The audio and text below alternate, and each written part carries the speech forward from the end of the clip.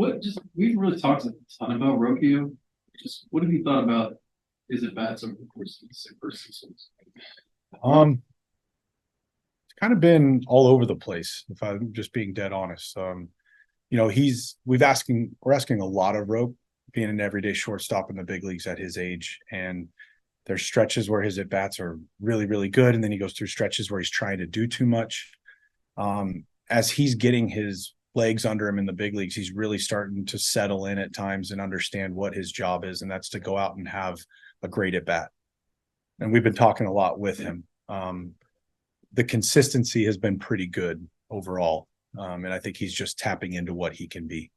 It seemed like all spring you talk about how versatility will be the key for you guys, but I mean, it seems like David Fry sort of embodies that in itself. And just how impressive is it to see him bounce around the way that he does, and how important is it to keep his bat in the lineup and find different spots? Yeah, I mean, it's huge having David be able to catch outfield, infield, Gabby to play all seven, and our starting center fielder ending the game at third base. It allows us to get the matchups. I mean, the seventh inning was chaos, right? Emptying the bench, right, like that. But that's how we're built. We're built to do things like that. They're all prepared to do it. But I can't speak enough to what David means to us. Being able to catch, play first, play third, play outfield, and obviously come up with clutch hit after clutch hit when he's not playing every day. He's just a baseball player, and David's invaluable for us. There any apprehension there after all those moves and as you're heading towards extra innings, knowing that you're not playing short after you pitch it for there? I mean, you try not to think about that. We took our shot in the seventh. We didn't have anything going offensively today. Olson was outstanding for them. Their bullpen is tough. Felt like we needed to try and create some momentum there, and Manzo got us going and took a shot, and then we had to figure things out defensively. But we're going to try weird stuff. We're going to do some different things to try and generate offense in games where we don't really have it rolling, and the boys responded big time. Now Hunter Gaddis coming in there and pitching 2 innings and Billy Holmes third for you. Yeah, I mean, Gaddy's. I can't even begin to talk about this bullpen and what they've done for us to this point. Gaddy's 2 innings, Sandlin, Sam, those three getting the ball to Clase in the 10th.